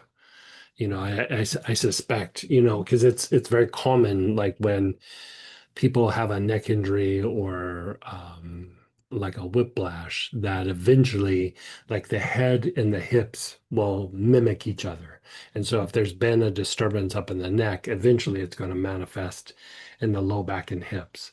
And so, it's very common with whiplash that at first it might just be the neck, but eventually some sort of disturbance happens in the lumbar or down into the hip socket. And so I would treat that as well, and then the last being like deep in the breath. And so large hyssop, hyssop decumbens, all the things that we'd use for deepening the breath. And Robert has a list of these things that, glad to give you more information, but I think Robert has that probably nailed already. And so if you target those things, pain vagal tone, muscle vagal tone, the thyroid, balancing that out with the clove, hit the pain down the leg, and then deepen the breath. Usually deepening the breath will reduce sharp stabbing pain or nerve pain anywhere from 30 to 50%, just right off the bat, because you're by deepening the breath, for one, you're taking pressure off the spinal nerves, but you're also starting to shift that body out of the fight, flight, or sympathetic nervous system component where the body is in a stress state because of the injury. You start shifting your body out of that. And even if you didn't have all these injuries, sharp stabbing pain, usually within 2 to 4 weeks, will start to produce bronchial spasms. So basically your bronchioles start to go into a tightness and you start to have more short and rapid breathing. And so if you kind of address those things, the body should start feeling better, and I would say the thyroid would be more easily balanced with either medication or, yeah. Oh, great. Thank you. You're so welcome. And, if Robert has any questions, he knows how to get a hold of us, and, we can give you like how to do it. But, the muscle vagal tone, the pain vagal tone, you could just do with inhalation. The clove, you would need to do internal. The thing for opening up the bronchioles, you could just do through a lot of inhalation. And then the pain soothe would just be a topical like application. Ointment would be my first choice, but either way. Thank you, Greg. And that was my last question, was how on the pain soothe, which application? So I mean, body tonic will dry and, dry real quickly because it's alcohol based, liniment. But I would say that having the ointment will make the oil stay in that particular area for a longer period of time and will probably produce a better result. okay, great. Thank you very much. You're so welcome. Thank you. Yeah, Robert, keep me posted if you need any. I mean, I think it's all stuff that's straightforward, but if you need anything, just let me know. Yeah, I think it should resolve itself, but if it goes sideways, I'll let you know. Okay. Thank you. You're so welcome. Gosh. And then go ahead, Linda. Hey. Hey, hi there. So I'm working with someone who's home on hospice and is working towards her transition. Okay. And last night she was experiencing, she said, discomfort kind of on a physical level. She thought at first it was her heart. And then she said, no, it's probably more in the solar plexus. So when I went to scan, what I actually got was the point between the two. And Yeah. I've heard Yeah. something about that before, but I didn't know what it was. And I was wondering if you could There's explain. I don't know, like it's like I was talking about this, like, for the enteric nerves, where there's this spot between the back solar plexus and the Ming Men, Yeah. and so, but there's also a spot in between the back heart and the front, actually, the back heart and the back solar plexus, and the front heart and the front solar plexus. And to me it looks like it's like kind of how the energy moves, like from the solar plexus up to the heart. And like I think sometimes it's like that area or that channel gets clogged. And you know acupuncture, we know there's a bunch of meridians and everything. And then, there's internal meridians that we really can't access with needles and things, but, there's much deeper levels of that. And I've always suspected that, I don't know that I would call them chakras, but I would call them energy centers that are like more internal. Like they're not really like something that's out on the surface, but as you go into the connective tissue, because if you think about, like, here we're just talking about the muscular system. Part of how we develop the the astral aspects of ourselves, the emotional body. But when we talk about like it from a point of view of like touching the astral body itself, a lot of the emotions that we feel are more physiological than astral, and as we touch on that and we really begin to experience that, it's really a big development of the heart. Like it really accelerates the activation of the heart and the development of the heart. An aspect of us getting to that point is actually the muscles and the connective tissue. Like if I mean, it's the whole idea of yoga. Like you're doing all these postures and you're doing all these things so that the muscles are in a place where you can begin to experience the potentially, just because you're doing yoga doesn't mean it's happening, but potentially you're beginning to experience the astral components. And so I suspect that that aspect that you're talking about is tied to like this expansion of the aura beyond the physical form and the aura and the auric programming and touching the more of the astral aspects. And so, um, Well, what I did was I just felt like, well, there's stuff here. I'm just going to clean it. So yeah, and what I yeah, did you was can do that. I did the invocations for Raphael, the Uh-huh. invocation, and then the mantra, and then the longer intonation, and Hmm. I just worked with Raphael, and I just worked to like clean the area. And Hmm. then I didn't know about like putting energy in or not. But as you're talking, I was thinking, um, she's got it's the idiopathic pulmonary fibrosis. So in this Right. area, those muscles and all that internal Yeah. that must Yeah. be highly affected and holding a lot Right. of energy. So and when I finished, she did say she felt much calmer, much more relaxed and Good. Yeah. peaceful. And so I was just, yeah. Any other guidance on how to, So I would keep doing what you did, like, okay. because be it with oils or energy, that's I usually go in and access it like what you're talking about. But one of the ways that you can kind of flush out both the solar plexus and the heart is the organs of blood purification. So Okay. lungs, liver, gallbladder, Sure, spleen and kidneys. sure. And be it with oils or with energy, you could go through and address those. Okay. A lot of times, like when I want to do like deeper, more soothing work on the emotions, especially the lower emotions. I mean, you could use any range of oils, but I really like tuberose for that. Hmm. If you don't have tuberose, there's other options, but I like that one for that. It's soothing, it's strengthening, it's purifying, but it also, how we talk about like repetition of the mind and repetition and the emotions are in the body. Tuberose is a very like refined like way of breaking out of repetition. Other oils do it too.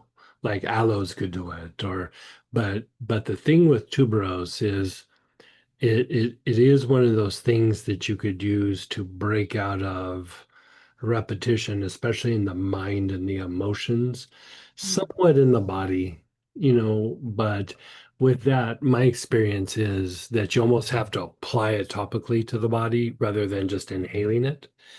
I mean, it would work, but the inhalation through the organs of blood purification usually is super soothing. And so if she can inhale that, you could do that. If not, I would even, like, you only had a little amount, I would even just put a drop on the heart and a drop maybe on the forehead and then do whatever work you were going to do. Okay. Fantastic. Yeah. Thank you very You're much. so welcome. All right. And then go ahead, Lolly. Hey, Lolly. Hi. I don't know, so many things. Okay. So let's I start have so many. I don't even know where to Yeah, begin. I So know. yeah. So let's start with really quick one. The whole thing with my dad. I mean, I get this feeling. It's not the first time, but like when I try and help them, like it's the feeling of like, you can get a horse to drink. You can get a horse to a well, but you can't force them to drink type of a thing. Mhm. Which tends to be very frustrating at times because it's like, here I give you all this extra information and I can't do whatever. I So think he's related to my family. yeah, totally. It's so beyond. He's doing much better. Good. Still chest pains. So what he's been experiencing a lot, he's home already, like he's walking, he's doing certain things. So what happened with the lung? Like I know he punctured a So lung and yeah, I don't know. So basically they said that one of them kind of moved out of place, and then I guess, I don't know, it wasn't a big deal apparently.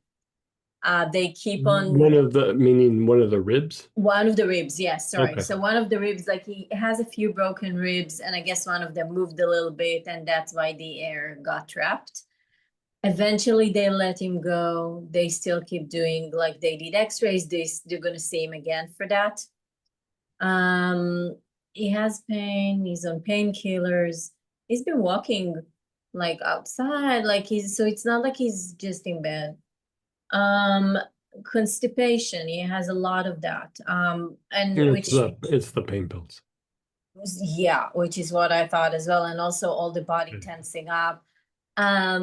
Is there, I mean, would Tarragon would that be helpful a little Tarragon bit? would work, but like it really starts to happen where the bowels like tighten up and the peristalsis, the muscle movement Mm-hmm. really reduces. And Yeah. so what I would do there is I would put him on like some sort of stool softener and then give him cinnamon.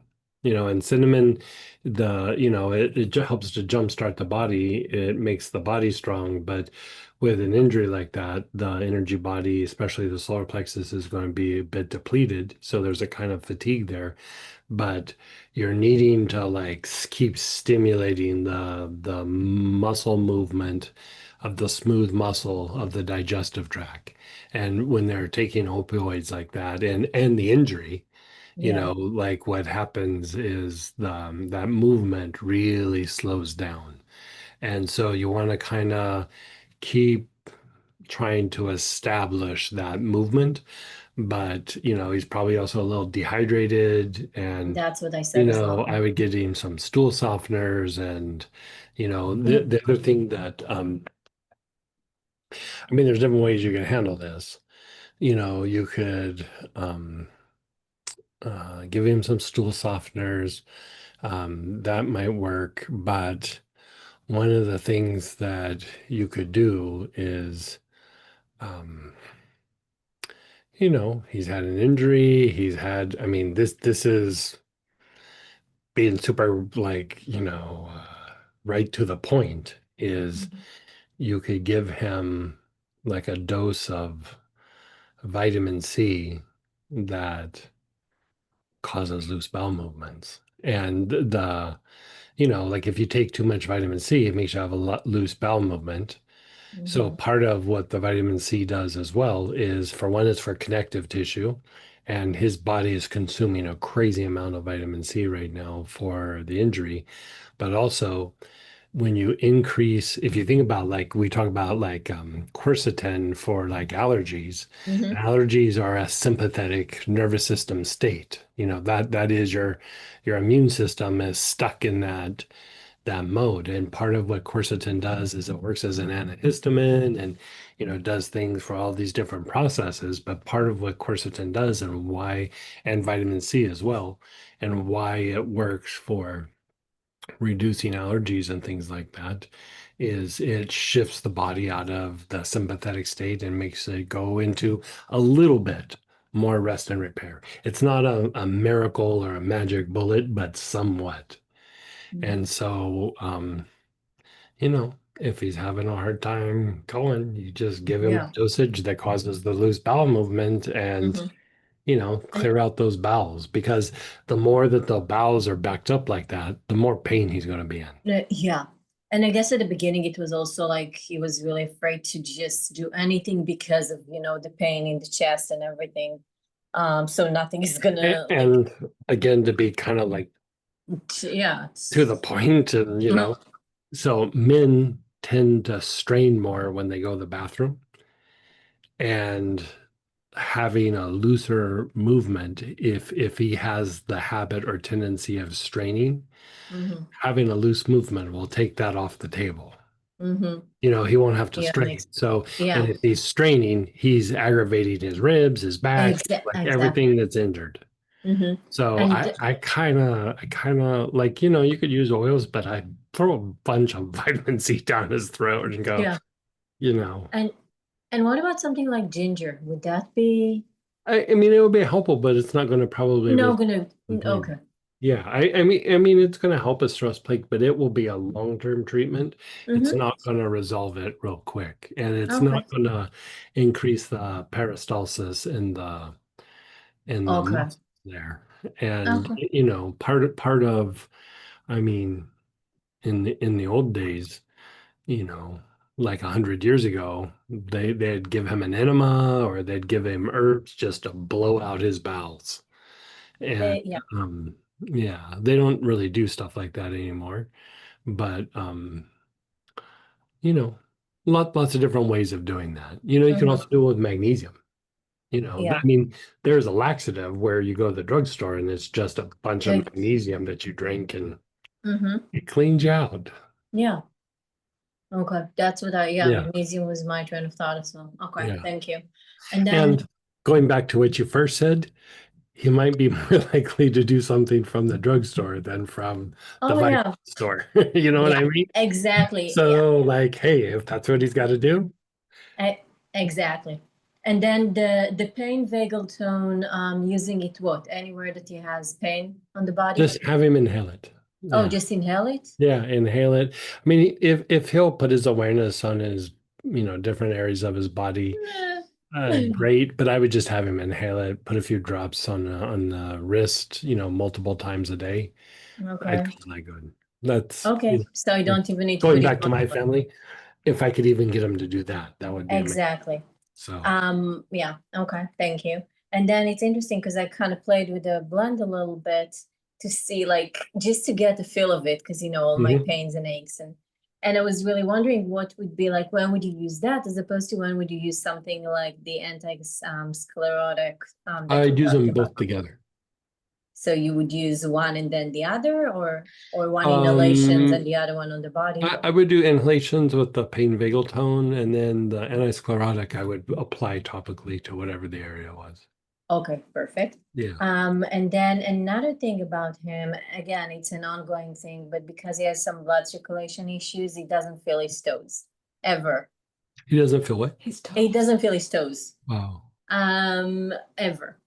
Sometimes he complains about it Like more, like before now. this injury or after? Yeah, it's not the injury. Yeah, it's been like that for a very long time. He has diabetes, Oh, he's blood got circle. neuropathy then. Yeah. Yeah, and so Yeah, you might be able to get a little bit of that back, but some of that just might be gone. Nerve help for that.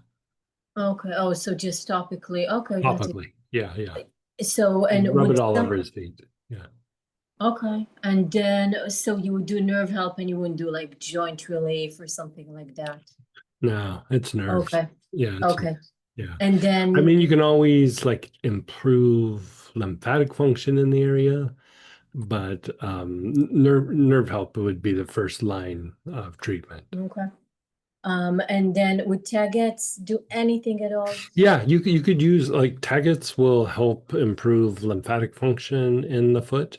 It'll take some of the tiredness and achiness out, you know, because it's moving some of the lymph and Mm-hmm. you know, it's a bit anti-inflammatory and antispasmodic. You know, it helps to detoxify the feet. And so you could, you know, put that on and then a little bit later follow it with nerve help. Okay. Um, yeah, Tagetes is quite nice. Yeah. It won't quite address the nerve issue the way the nerve help will, but it does improve like the quality of the foot, like the structure, Mm-hmm. which Yeah. means then it's easier to treat, Right.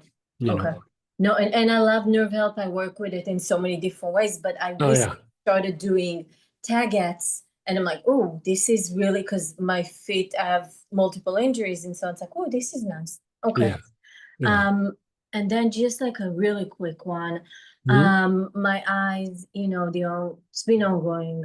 It's so much better. They look so much better. There's still a bit of an issue, but lately I'm noticing that I have a hard time. Like I can look at the computer and I have like the eyes, I can't really focus in a way. Like I don't see They're well. dry. That means they're dry. but I'm doing so Hydrate them. much. Hydrate them. Like do Shazandra, and it sounds like you're already doing that. I But haven't. I'd even put Okay. lubricating drops, I'm not doing like drops for a lot. redness, not for anything, just saline solution. Okay. Yeah, Because I like didn't multiple times a even. day. Because like when you're flying, you're going to dehydrate more. You know, like you're going Yeah. to be on a big long flight, your eyes are going to probably get worse. Okay. And yeah, and I So just noticed. So hydrate it's them. like, so if I squint, I see fine. But as is, it starts jumping, and I'm like, but and it's I don't. Okay, so it's not even the eyesight. You think it's just you think it's dry. Okay. First thing you do for any sort of weird thing that starts to happen for the eye, like what you're talking about, it's usually dryness. Okay. You know, Because like yeah, think about it like this, if the eye starts getting dry, it starts to degenerate. Just like if a disc in your shoulder or back, when it's not getting blood, you know, because it doesn't have its own blood supply, it starts Mhm. drying out, and then you start to basically form arthritis, and you know the cartilage breaks down. Same thing Mhm. happens to your eye. If your eye is dry, it's breaking down. Okay. I didn't even. I'm doing so many drops, so I didn't think. And the eye feels better. Okay, I didn't even think about it, but okay, I'll just add some more. Yeah, Okay. if you're still having those symptoms, I mean, it could be a substantial issue if you're doing a bunch of Shazandra and that's still happening. No, I don't. I actually, Shazandra, no, I haven't done that in a little bit, so I can't say Oh, that I'm doing that. do Shazandra Okay, and yeah. put drops in your eyes, and that Okay. should kind of, I mean, we get age-related stuff, you know, but like that Yeah. it happened that quick, that's dryness. Okay, thank you, because that's been driving me a little bit crazy. Okay, thank you. I think we probably need to go to the next one. Yeah, we got to get over to the next thing. Okay, okay, sounds good. Thank you so Okay, much. you're so welcome. Okay, everybody, I hope you had a good session tonight, and we had a good Auric programming session. And next week is what, neurotransmitters for the Auric programming. And remember that the weekend is a free class for tuning into the Divine Calm 3. And so hopefully you can join us, but we're going to move over to the Astara prayer petitions. And if you can join us, be 15 minutes and a little quick meditation.